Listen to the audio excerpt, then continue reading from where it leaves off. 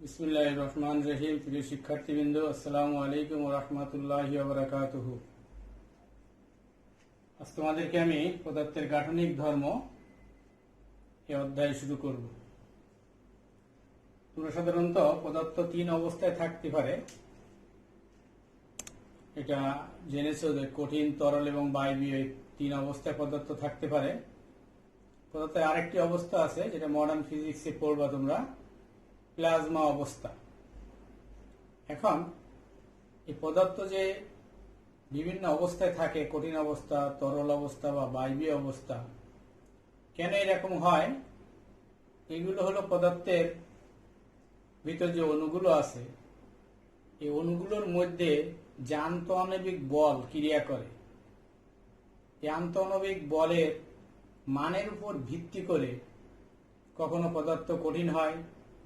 আন্তঃআণবিক বল যদি খুব বেশি হয় তাহলে পদার্থটা কঠিন হয়, তার থেকে আর একটু কম হলে পদার্থটা তরল হয়। আর যাদের আন্তঃআণবিক বল প্রায় শূন্য, একেবারে শূন্যের কাছাকাছি, সেই ক্ষেত্রে পদার্থটা বায়বীয় পদার্থ হয়। এখন পদার্থের যে কোনো পদার্থ, যেমন মনে করি স্প্রিং,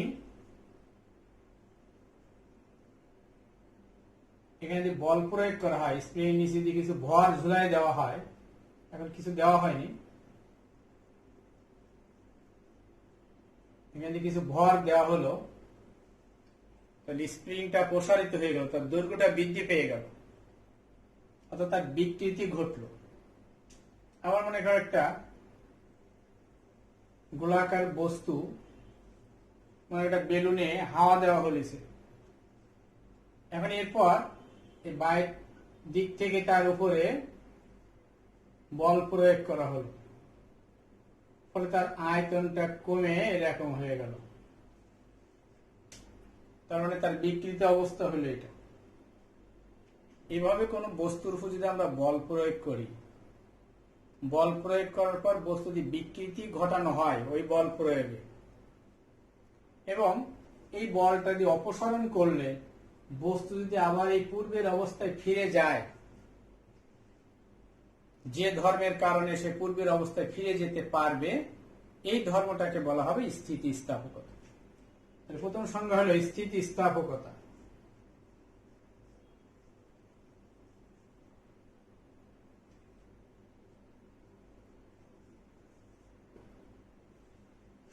স্থিতিস্থাপকতা কি? কোন বস্তুর উপর বল প্রয়োগ করে বিকৃতি ঘটানো হলো, এবং বল অপসারণ করলে যদি বস্তুটি আবার পূর্বের অবস্থায় ফিরে যায়, আর বস্তু যে ধর্মের কারণে পূর্বের অবস্থায় ফিরে যেতে পারছে, এই ধর্মটাকে বলা হয় তার স্থিতিস্থাপকতা।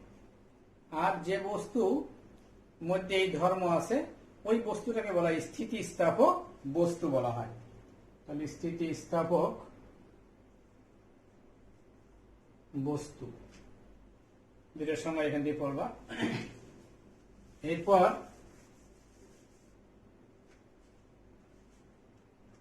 পূর্ণ স্থিতিস্থাপক বস্তু।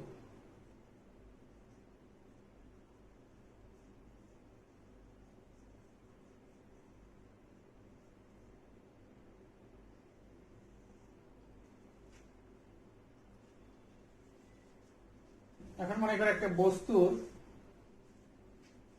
দৈর্ঘ্যের কথা চিন্তা করো। একটা বস্তুর আদি দৈর্ঘ্য হচ্ছে মনে করো 1.5 মিটার। এখন এটাতে বল প্রয়োগ করলে, কিছু ভর ঝুলাই দিলে, এখানে F=mg বল প্রয়োগ করা হয়েছে, এখানে দেখা গেল বস্তুটি পরিবর্তিত দৈর্ঘ্য হলো 2.5 মিটার, এই পর্যন্ত। তার দৈর্ঘ্য বৃদ্ধি হয়েছে 1 মিটার।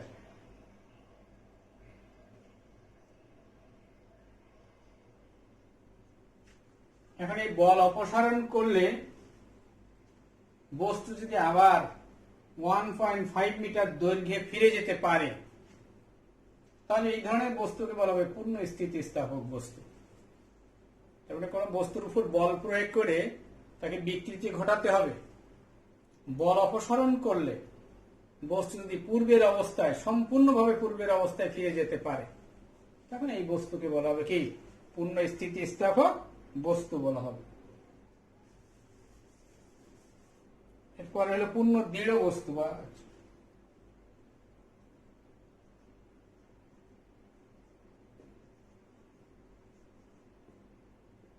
দৃঢ় বস্তু। পূর্ণ স্থিতিস্থাপক বস্তু হিসাবে রাবারকে বলা যায়। রাবার মোটামুটি পূর্ণ স্থিতিস্থাপক বস্তু। বাস্তবে পূর্ণ স্থিতিস্থাপক বস্তু বলতে বাস্তবে পাওয়া যায় না, তবে রাবারকে পূর্ণ স্থিতিস্থাপক বস্তু হিসাবে ধরে নেওয়া যায়। দৃঢ় বস্তু বা পূর্ণ দৃঢ় বস্তু। দৃঢ় হলো রিজিড বডি, যেমন কাঠ। কাঠের উপরে বল প্রয়োগ করলে তার বিকৃতি ঘটে না।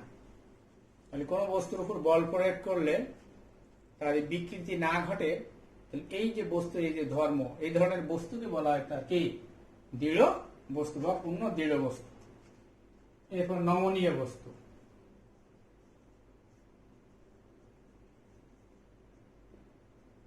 প্লাস্টিক বডি, যেটা নমনীয় বস্তু। নমনীয় বস্তু হলো, যেমন একটা বস্তুর দৈর্ঘ্য আছে 1 মিটার, বল প্রয়োগ করলে, এখানে বল প্রয়োগ করার পর মনে করো 1.2 মিটার হলো, তাহলে দৈর্ঘ্য বৃদ্ধি পেয়েছে 0.2 মিটার। এখানে বল অপসারণ করলে বস্তুটি বিকৃত অবস্থায় রয়ে গেল, অর্থাৎ 1.2 মিটারই রয়ে গেল। যেমন মনে করো তোমরা একটা কাদা মাটি এতটুকু দৈর্ঘ্য আছে, এটার উপর যদি চাপ দিলে মনে করো 1.2 মিটার ওটা প্রসারিত হলো। এখন তুমি হাত উঠাই নিলে ওই কাদা কিন্তু ওই অবস্থায় রয়ে যাবে, ওইটা কিন্তু তার পূর্বের অবস্থায় ফিরে যাবে না। তাহলে কোনো বস্তুর উপর বল প্রয়োগ করে বিকৃতি ঘটানো হলো, বল অপসারণ করলে বস্তু যদি সেই আগের অবস্থায় রয়ে যায়, এই ধরনের বস্তুটাকে বলা হবে নমনীয় বস্তু। এরপরে স্থিতিস্থাপক সীমা।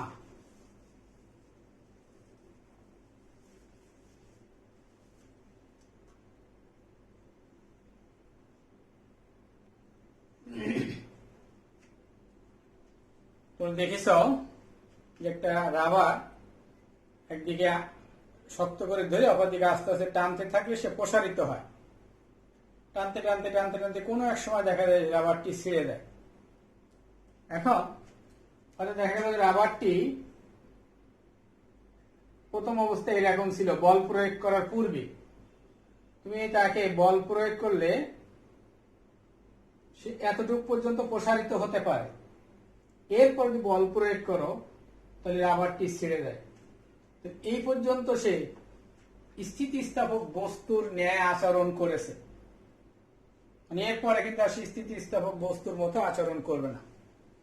তাহলে সর্বোচ্চ যে সীমা পর্যন্ত বস্তুটি স্থিতিস্থাপক বস্তুর ন্যায় আচরণ করবে, অর্থাৎ বল প্রয়োগ করে তার বিকৃতি ঘটানো যাবে, বল অপসারণ করে সে পূর্বের অবস্থায় ফিরে যাবে, সর্বোচ্চ কোন সীমা পর্যন্ত, সেটাকে বলা স্থিতিস্থাপক সীমা। অর্থাৎ কোন বস্তুর উপর কোন বস্তু সর্বোচ্চ যে পর্যন্ত স্থিতিস্থাপক বস্তুর ন্যায় আচরণ করে, সেটাকে বলা হয় তার স্থিতিস্থাপক সীমা। অসহভার বা বল।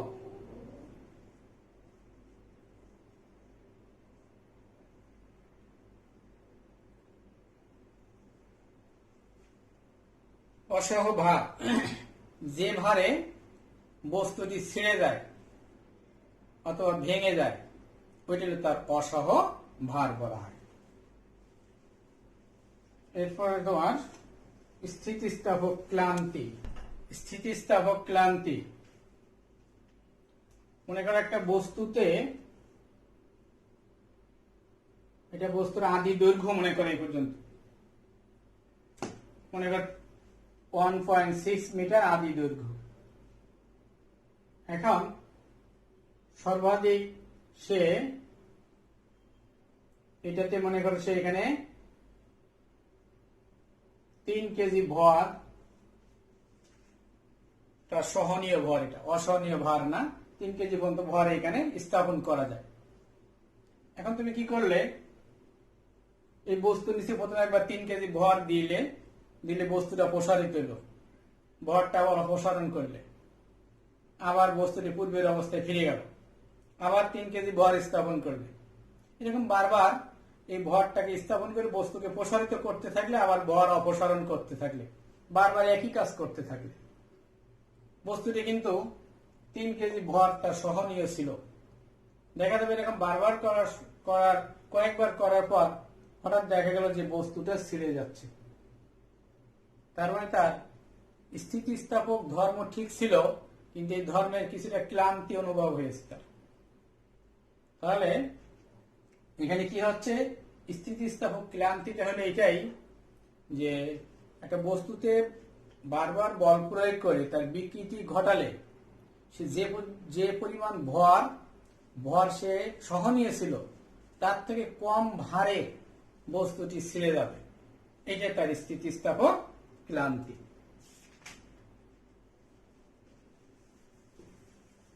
এরপর হলো বিকৃতি।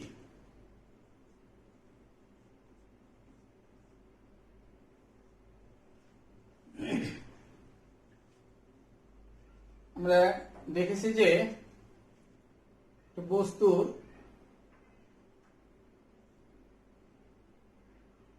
আদি দৈর্ঘ্য, এই পর্যন্ত আদি দৈর্ঘ্য, এটাতে কিছু বল প্রয়োগ করলে তার দৈর্ঘ্য বৃদ্ধি পায়, এটা তার দৈর্ঘ্য বৃদ্ধি পায়। একইভাবে একটা বস্তুর আদি আয়তন এটার উপর এরকম বল প্রয়োগ যদি করা হয় তাহলে তার আয়তন কমে এরকম ছোট হাতের ভি হয়। আবার মনে করেন একটা বস্তু আয়তাকার, একটা বস্তু আকার হলো আয়তাকার, তার কোন একটা অংশটা দৃঢ় অবলম্বনের সাথে এরকম আটকানো হয়। মনে করেন বস্তুটা ABCD, আকারটা হলো আয়তাকার, তার AD বাহুটা শক্ত করে কোন বস্তুর সাথে আটকানো আছে। এখন তুমি কি করলে, এই C বিন্দুতে এখানে বল প্রয়োগ করে জোরে টান দিলে, এখানে মনে করে F বল প্রয়োগ করলে, ফলে কি হলো, বস্তুটার এই B বিন্দুটার স্থানচ্যুত হয়ে এইখানে চলে আসলো, মনে করো B ড্যাশে, ঠিক C বিন্দুটা এখানে C ড্যাশে চলে আসলো। তাহলে বস্তুটার আকার এখন হলো AB dash C dash D, অর্থাৎ সামান্তরিকের মতো হয়ে গেল।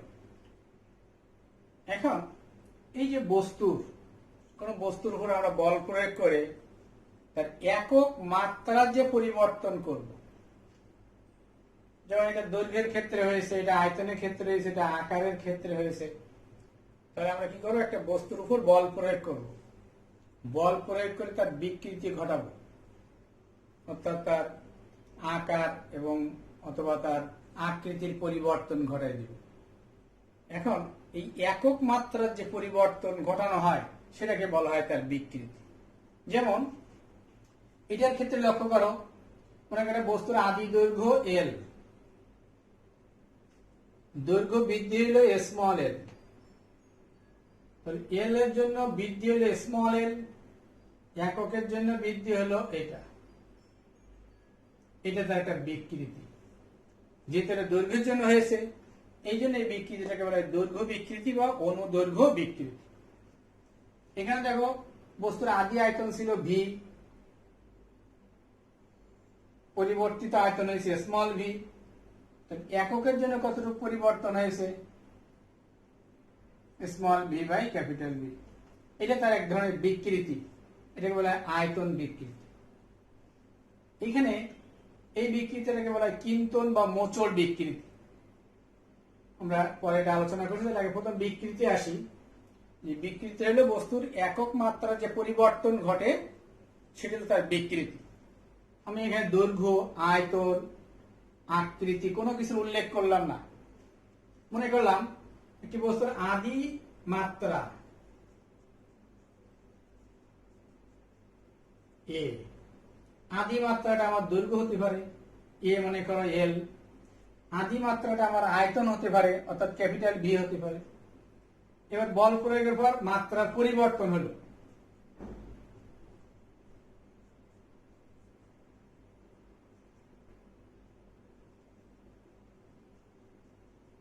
মাত্রা মনে করলাম বি, তাহলে মাত্রার পরিবর্তন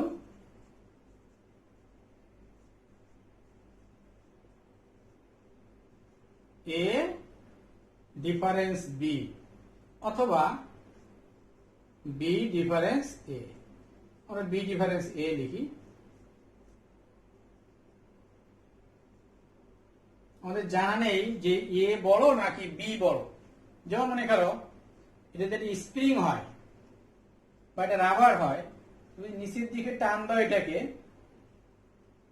তাহলে এই আদি মাত্রা এ হলো ক্যাপিটাল এল, নিচের দিকে টান দিচ্ছ, বল প্রয়োগের ফল মাত্রা এখান থেকে এই পর্যন্ত এইটুকুই, এটা মনে করো এল ড্যাশ। তাহলে এখানে এল ড্যাশটা এল এর থেকে বড়, তাহলে মাত্রার পরিবর্তন হবে এল ড্যাশ মাইনাস এল। আবার তুমি এই দিক থেকে নিচ থেকে উপরের দিকে বল প্রয়োগ করো, তখন তোমার মনে করো বস্তুটা এখন সংকুচিত হয়ে এই পর্যন্ত আসলো বস্তুটাই, এটা তোমার এল ড্যাশ। এখন দেখো এল এর থেকে এল ড্যাশটা ছোট, তাহলে তখন মাত্রার মানে দৈর্ঘ্যের পরিবর্তন হবে এল মাইনাস এল ড্যাশ। যেটা আমার এটা জানা নেই এ বড় না বি বড়, এই জন্য বি ডিফারেন্স এ লিখতে হবে। তাহলে আদি মাত্রা ছিল আমার এ, বল প্রয়োগ করে যে মাত্রার পরিবর্তন ঘটলো কত, বি মাইনাস এ। তাহলে একক মাত্রা পরিবর্তন কত হলো, এ এর জন্য হলো এটা, এককের জন্য কত, B difference A divided by A. এটি হলো তোমার বিকৃতি, যে একক মাত্রা যে পরিবর্তন ঘটবে সেটা হবে তার কি বিকৃতি। এখন এই বিকৃতি তিন প্রকারের। এই একে বোঝানো হয়েছে দৈর্ঘ্য বিকৃতি, দুই হলো আয়তন বিকৃতি, আকার বা কিন্তন বিকৃতি। এখন দৈর্ঘ্য বিকৃতি কাকে বলে, যে কোনো বস্তুর উপর বল প্রয়োগ করে দৈর্ঘ্যের পরিবর্তন ঘটানো হলো, আর একক দৈর্ঘ্যের যে পরিবর্তন হবে সেটাকে বলা হবে তার দৈর্ঘ্য বিকৃতি। তাহলে এটা হলো তোমার small L by capital L, এটা তোমার দৈর্ঘ্য বিকৃতি।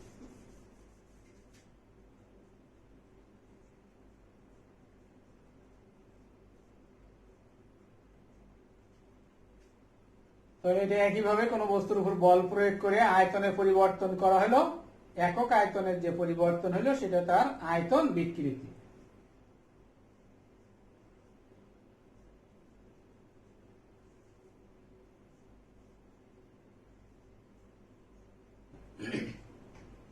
এরপরে আমরা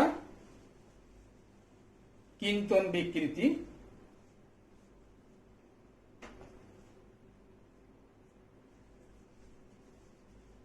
কিন্তন বিকৃতি।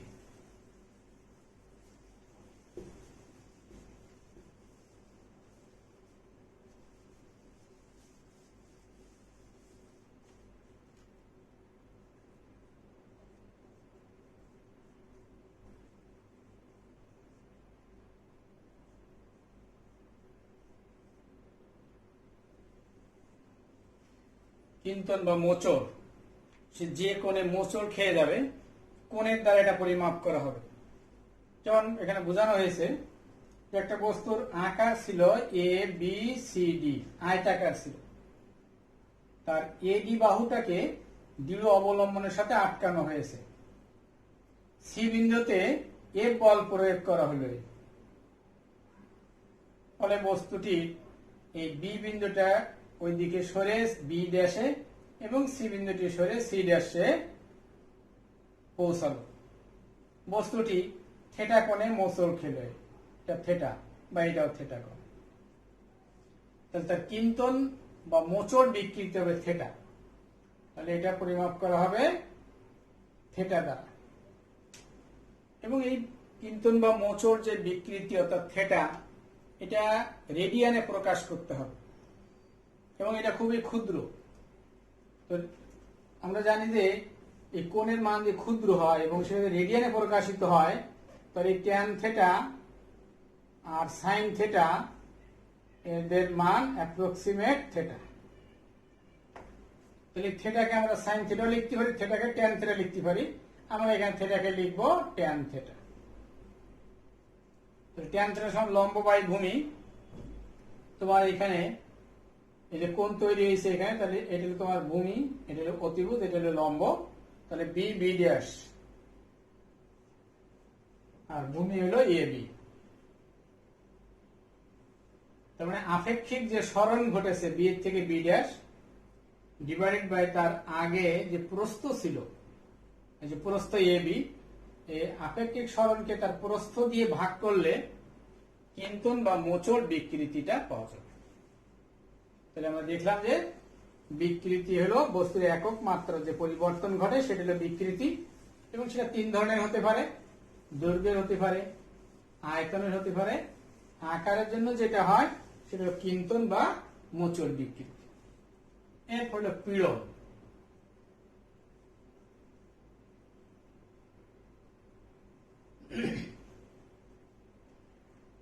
যে কোনো বস্তুর উপর বল প্রয়োগ করে আমরা তার বিকৃতি ঘটাতে চাচ্ছি, যেমন স্প্রিং এক জায়গায় আটকানো আছে, আমি নিচে বল প্রয়োগ করে এটাকে বিকৃতি ঘটাতে চাচ্ছি।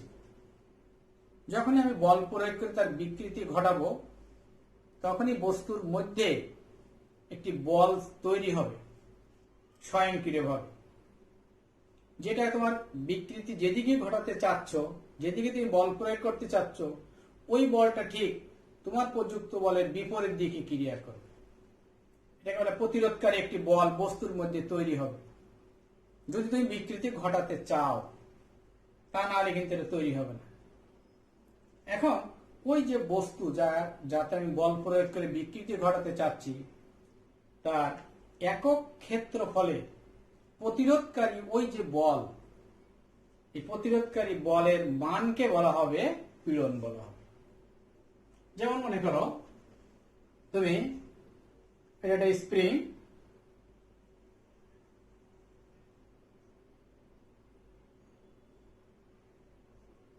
এটার উপরে এখন বল প্রয়োগ করে স্প্রিংটাকে এরকম প্রসারিত করলে,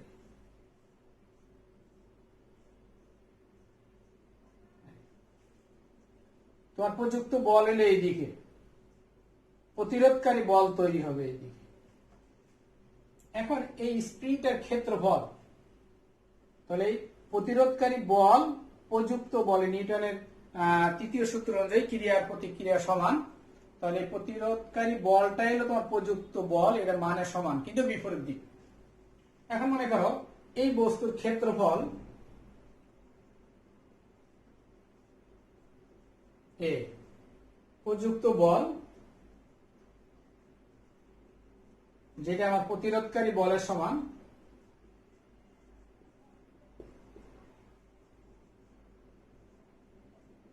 এফ। এ ক্ষেত্রফলে প্রযুক্ত বল হলে এফ, একক ক্ষেত্রফলে বল কত হবে? তাহলে এফ বাই এ, এটা হবে তোমার পীড়ন। তাহলে কি দাঁড়ালো, কোন বস্তুর উপর বল প্রয়োগ করে যদি আমরা বিকৃতি ঘটাই তাহলে বস্তুর মধ্যে এই বিকৃতি ঘটাতে বস্তুর মধ্যে প্রতিরোধকারী একটি বল সৃষ্টি হয়। এখন একক ক্ষেত্র বলে প্রতিরোধকারী এই বলের মানকে বলা হবে তোমার কি? পীড়ন বলা হবে। আমরা এর আগে যে বিকৃতি দেখেছিলাম, যেমন দৈর্ঘ্য বিকৃতি small L by capital L, দেখো এটা দৈর্ঘ্য এটা দৈর্ঘ্য, এক জাতীয় দুটি রাশির অনুপাত। যেমন এটা আয়তনের ক্ষেত্রে দেখো small V by capital V, ওই ক্ষেত্রে আমার আপেক্ষিক সরণ উপরও সরণ ছিল, নিচে প্রস্থ সেটাও সরণ। তাহলে বিকৃতিটা আসলে এক জাতীয় দুটি রাশির অনুপাত, এই জন্য এই বিকৃতির কোনো একক নেই এবং তার কোনো মাত্রা নেই। তাহলে বিকৃতির একক এবং মাত্রা নেই কেন? কারণ সেটা এক জাতীয় দুটি রাশির অনুপাত, এই জন্য তার একক এবং মাত্রা নেই। কিন্তু পীড়ন দেখো, পীড়নের উপরে বল, নিচের ক্ষেত্রফল, এটা কিন্তু চাপ বলা যায়, চাপ ইকুয়াল বল বাই ক্ষেত্রফল। তাহলে পীড়ন উপরে বলের একক আর নিচের ক্ষেত্রফলের একক, তাহলে একক দাঁড়াবে নিউটন পার মিটার স্কয়ার, বা প্যাসকেল লিখতে পারো, চাপ অনুসারে প্যাসকেলও লিখতে পারো। এখানে মাত্রা হলো বলের মাত্রা, বল বল ইকুয়াল ভর ইন্টু ত্বরণ, তাহলে ভর এটা মাত্রা হচ্ছে ভর, ভর হলো মাস, তাহলে এম ত্বরণ এল, টি এর পাওয়ার -2 আর নিচে ক্ষেত্রফল, তাহলে এল স্কয়ার।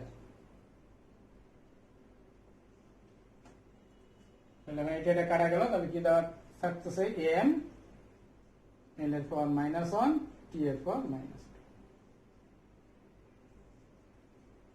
এটা তার পিরিয়ডের মাত্রা। এখন বিজ্ঞানী হুক এই বিকৃতি এবং পীড়ন এর মধ্যে একটি সম্পর্ক স্থাপন করেছে, করে একটি সূত্র প্রতিপাদন করেছে। তার নাম অনুসারে এই সূত্রটিকে বলা হচ্ছে হুকের সূত্র। তাহলে আমরা এখন আসবো হুকের সূত্র।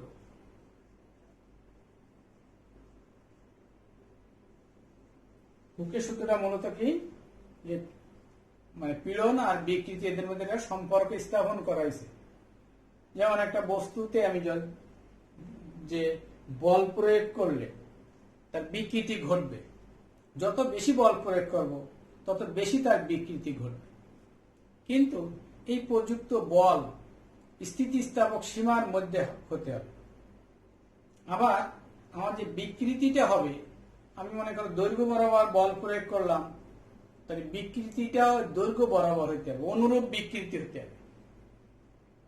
আবার মনে করো তুমি আয়তনের দিকে বল প্রয়োগ করলে, আয়তন কমাতে চাচ্ছি বা আয়তন বাড়াতে চাচ্ছি, তাহলে তোমার ওই বিকৃতিটা আয়তনের জন্য হবে। তাহলে কি হলো, স্থিতিস্থাপক সীমার মধ্যে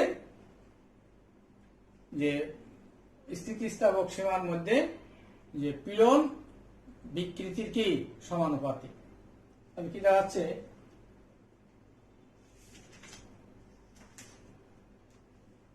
পীড়ন স্থিতিস্থাপক সীমার মধ্যে আর কি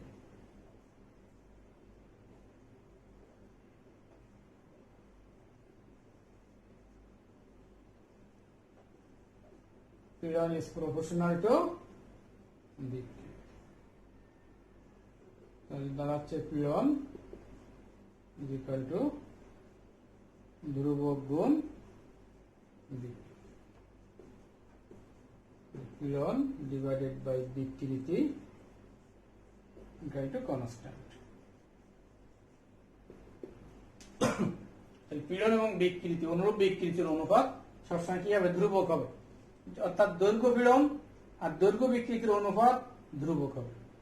আয়তন পীড়ন আয়তন বিকৃতির অনুপাত ধ্রুবক হবে। কিন্তন পীড়ন কিন্তন বিকৃতির অনুপাত ধ্রুবক হবে। তাহলে আমরা যেমন এই পড়েছি যে বিকৃতি 3 ধরনের, তাহলে পীড়নও কিন্তু 3 ধরনের হবে। দৈর্ঘ্য পীড়ন হবে একটা। সব পীড়নের ক্ষেত্রে সূত্র একই, ওই 1/a। দৈর্ঘ্য পীড়ন এটা, আয়তনের একই, কারণ সে বল বাই ক্ষেত্রফল সব ক্ষেত্রেই। কিন্তনের ক্ষেত্রে একই হবে। যেহেতু বিকৃতি 3 প্রকার, পীড়নও 3 প্রকার হবে, তাহলে এই পীড়ন আর বিকৃতির অনুপাত যেটা ধ্রুবক, এই ধ্রুবকটাও 3 প্রকার হবে নাকি। আর এই ধ্রুবকটাকে বলা হয় ওই পদার্থের স্থিতিস্থাপক গুণাঙ্ক বা মানাঙ্ক বলা হয়। তাহলে আমরা এখন সংজ্ঞায় আসি। স্থিতিস্থাপক গুণাঙ্ক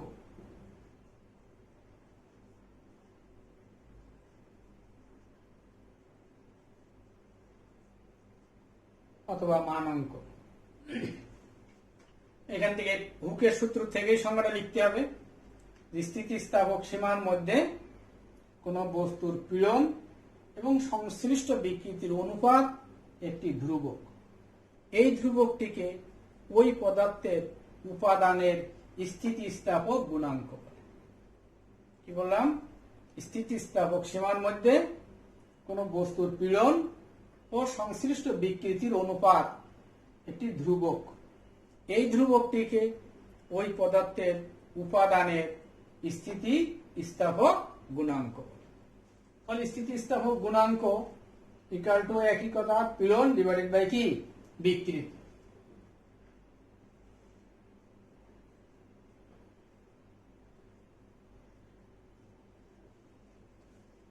এখন এই ধ্রুবকটা স্থিতিস্থাপক গুণাঙ্ক, ধ্রুবকটার নাম জেনে গেলাম কি, স্থিতিস্থাপক গুণাঙ্ক। পীড়ন যেহেতু 3 প্রকার, বিকৃতি 3 প্রকার, তাহলে স্থিতিস্থাপক গুণাঙ্ক কয় প্রকার হবে, তিন প্রকার হবে। প্রথমে দৈর্ঘ্যের জন্য একটা হবে, আয়তনের জন্য একটা হবে, কিন্তনের জন্য একটা হবে। দৈর্ঘ্যের জন্য যেটা হয়েছে সেটাকে বলা হয় ইয়ং এর স্থিতিস্থাপক গুণাঙ্ক।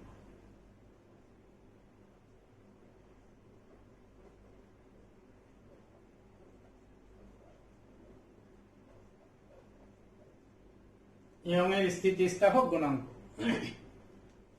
এটাকে ওয়াই দিয়ে প্রকাশ করা হয়। দৈর্ঘ্যের ক্ষেত্রে হবে এটা দৈর্ঘ্য বা অনুদৈর্ঘ্য, দৈর্ঘ্য পীড়ন আর দৈর্ঘ্য বিকৃতি।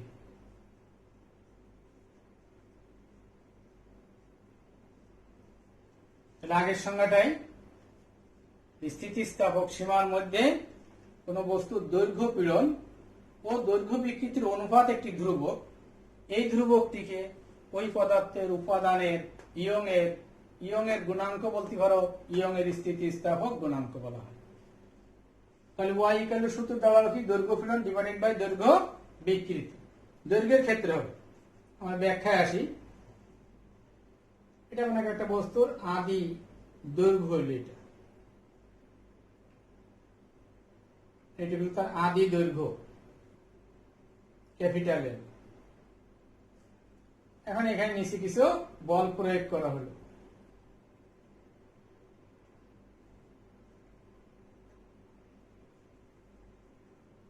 এফ বল প্রয়োগ করা হলো, F equal to M G. এটা দৈর্ঘ্যের বৃদ্ধি পেল স্মল এল। এই বস্তুটির ক্ষেত্রফল ছিল এ। তাহলে এখন তার দৈর্ঘ্য পীড়ন মানে বল বাই ক্ষেত্রফল এফ বাই এ, দৈর্ঘ্য বিকৃতি small L by capital L. এটাকে যদি আমরা উল্টাই দিই, F L A small L. Young এর গুণাঙ্ক নির্ণয়ের সূত্র হইল এটা একটা সূত্র। আবার আমরা জানি F equal to M G L, A সমান পাই আর স্কয়ার, ব্যাসার্ধ দেওয়া থাকে এল। এটাও কিন্তু আরেকটা সূত্র। অর্থাৎ এ তার প্রস্থচ্ছেদের ক্ষেত্রফল, এটা সমান পাই আর স্কয়ার, প্রযুক্ত বল F equal to M G. যদি আমার ভর দেওয়া থাকে তাহলে এফ এর পরিবর্তে এম জি লিখতে হবে, আর যদি আমার ক্ষেত্রফল দেওয়া থাকে তাহলে এ লিখবো, যদি ব্যাসার্ধ দেওয়া থাকে তাহলে পাই আর স্কয়ার লিখবো। তাহলে ইয়ং এর স্থিতিস্থাপক গুণাঙ্ক এটা কি? স্থিতিস্থাপক সীমার মধ্যে কোন বস্তুর দৈর্ঘ্য পীড়ন আর দৈর্ঘ্য বিকৃতির অনুপাত একটি ধ্রুবক। এই ধ্রুবকটিকে ওই বস্তুর উপাদানে ইয়ং এর স্থিতিস্থাপক গুণাঙ্ক বলে। তারপরে তার সূত্র হলো y equal to F L A small এল। এখন এখানে এই যে এটার তো কোনো একক নাই, তাহলে ইয়ং এর স্থিতিস্থাপক গুণাঙ্কের এককটা শুধু এফ ডিভাইডেড বাই এ, অর্থাৎ পীড়নের যে একক ছিল নিউটন পার মিটার স্কয়ার, ওইটাই ইয়ং এর স্থিতিস্থাপক গুণাঙ্কের একক হবে। সব গুণাঙ্কের একক ওই পীড়নের এককটাই হবে, কারণ বিকৃতির তো কোনো একক নেই। আবার তার মাত্রাটা, পীড়নের যে মাত্রা, সব গুণাঙ্কের মাত্রাটা একই হবে। এখন আমরা আসি আয়তনের ক্ষেত্রে। যদি হয় আয়তন স্থিতিস্থাপক গুণাঙ্ক, যেটা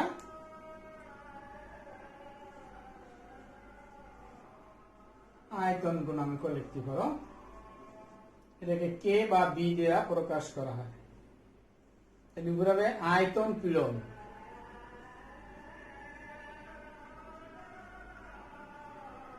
বাই আয়তন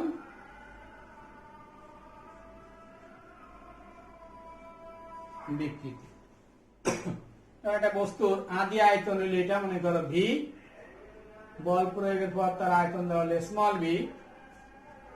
এখন এই বস্তুর পীড়ন আগের মতোই, পীড়ন F by A small V by capital V. তাহলে সূত্র কি থাকতেছে আমার? F capital V A small V. F এর সূত্র এটা হতে পারে F equal to M G, A সমান সমান পাই আর স্কয়ার এটা হতে পারে। তাহলে আয়তন গুণাঙ্কের সূত্র হলো এটা। এরপর হলো কিন্তন বা মোচড় গুণাঙ্ক।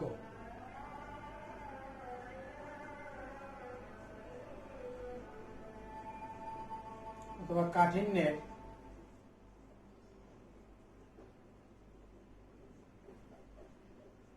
গুণাঙ্ক, এটা ইটা দিয়ে প্রকাশ করা হয়। তাহলে এই ক্ষেত্রে পীড়ন, আকার পীড়ন যেটা বা কিন্তন পীড়ন যেটা এফ বাই এ, আর তার বিকৃতি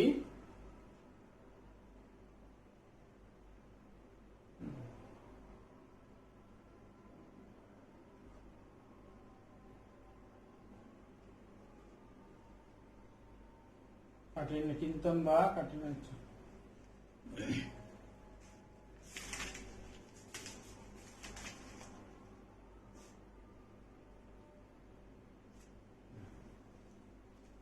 তার বিকৃতি এখানে হয়েছিল কত, থেটা। তাহলে আমার সূত্র দাঁড়াবে F divided by A theta. আমরা বেশিরভাগ প্রশ্নে আমরা ইয়ং এর স্থিতিস্থাপক গুণাঙ্ক থেকে পাবো, তবে এটা ভালো করে দেখবা। ইয়ং এর স্থিতিস্থাপক গুণাঙ্ক থেকে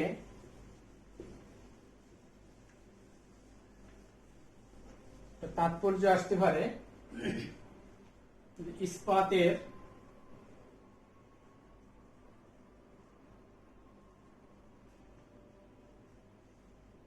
ইয়ং গুণাঙ্ক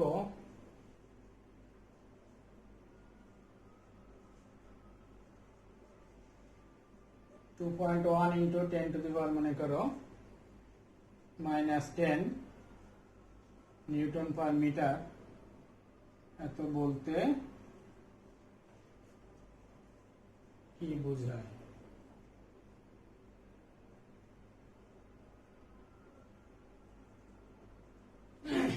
ইস্পাতের ইয়ং গুণাঙ্ক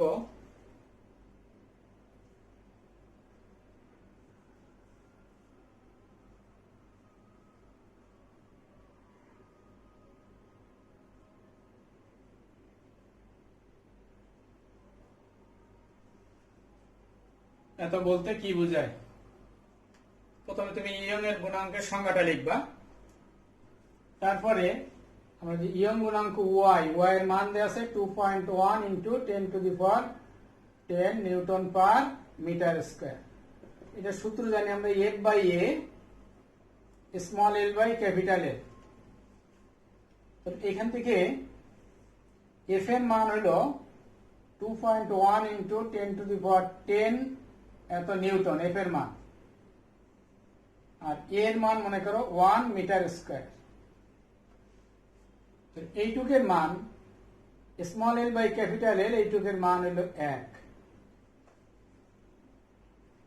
তাহলে ইস্পাতের ইয়ং এর গুণাঙ্ক এত বলতে বোঝায় যে তার দৈর্ঘ্য বরাবর প্রতি মিটার স্কয়ার ক্ষেত্রফলে যদি এত নিউটন বল প্রয়োগ করা হয়, 2.1 into 10 to the power 10 Newton বল প্রয়োগ করা হয়, তাহলে তার বিকৃতি হয় 1। অর্থাৎ এটি 1 হওয়া মানে এই দুটার ভাগফল 1, তার মানে এই দুটার মান যদি সমান হয় তাহলে তো 1 হবে। অর্থাৎ তার দৈর্ঘ্য মনে করো, আদি দৈর্ঘ্য ছিল মনে করো 5 মিটার, তুমি প্রতি একক ক্ষেত্রফলে 1 মিটার স্কয়ার ক্ষেত্রফলে যদি এত নিউটন বল প্রয়োগ করো, তাহলে তার দৈর্ঘ্য বৃদ্ধিটা ওই 5 মিটার হবে। ফলে 5/5 এর ভাগফল হবে 1। তাহলে কি বলতে হবে? ইস্পাতের ইয়ং এর গুণাঙ্ক এত বলতে বোঝায় যে তার প্রতি বর্গমিটার ক্ষেত্রফলে 2.1 into 10 to the power 10 newton per metre square বল প্রয়োগ করলে তার দৈর্ঘ্য বৃদ্ধিটা আদি দৈর্ঘ্যের সমান হয়, অথবা তার বিকৃতি 1 হয়। এখন আসি আমরা দুইটা বস্তুর মধ্যে কার স্থিতিস্থাপক গুণাঙ্ক বেশি সেটা আমরা ব্যাখ্যা করব।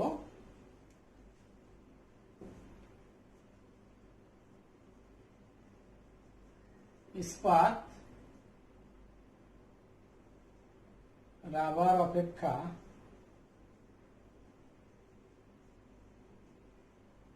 বেশি স্থিতিস্থাপক ব্যাখ্যা করো। ইস্পাত রাবার থেকে বেশি স্থিতিস্থাপক, যার স্থিতিস্থাপক গুণাঙ্ক বেশি সে বেশি স্থিতিস্থাপক। এখন মনে করো তুমি একই ক্ষেত্রফল এ এবং একই দৈর্ঘ্য এল, যেটা দৈর্ঘ্য এল,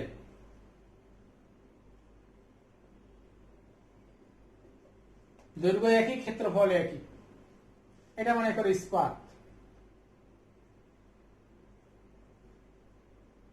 ইস্পাতের তৈরিটা তার, এটা মনে করো রাবার। এখন উভয়ের নিচে একই পরিমাণে বল প্রয়োগ করলে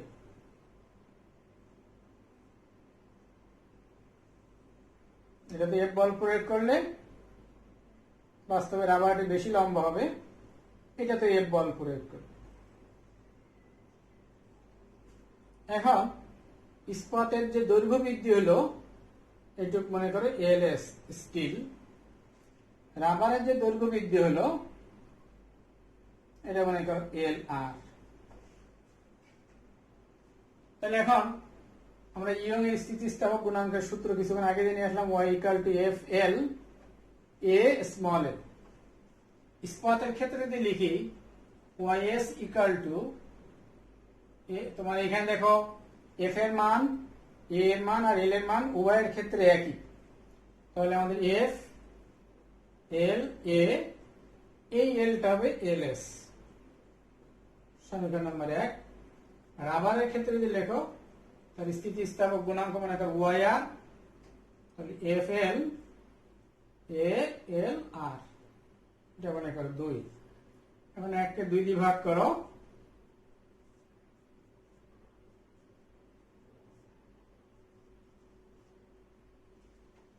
তাহলে এখানে হচ্ছে এফ এল এ এল এস গুণ এ এল আর এফ এল, তাহলে উপরে হচ্ছে এল আর, নিচে হচ্ছে এল এস। বাস্তবে এল আর এল এস থেকে বড়,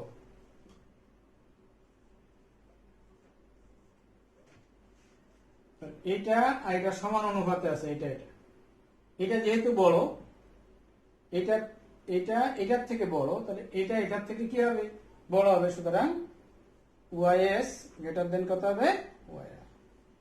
অতএব ইস্পাত রাবার থেকে কি বেশি স্থিতিস্থাপক। তাহলে আজকে পর্যন্ত একটু ভালো করে পড়াশোনা করো, সবাই ভালো থাকো, আমার জন্য দোয়া রেখো। আসসালামু আলাইকুম ওয়া রাহমাতুল্লাহি ওয়া বারাকাতুহু।